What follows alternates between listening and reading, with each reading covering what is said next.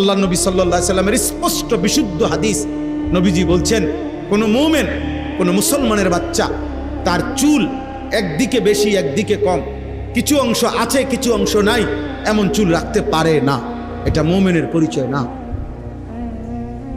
প্রিয় ভাই, ভাবতে শিখো, ভাবতে শিখো, নিজের কদর করো।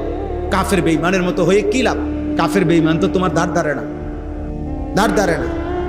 আমেরিকার কোনো বেঈমান তো আমাদেরকে চিনে না, ইহুদি খ্রিস্টান তো আমাদেরকে চিনে না, আমাদেরকে প্রতি মুহূর্তে গুলি করতে চায়, হত্যা করতে চায়।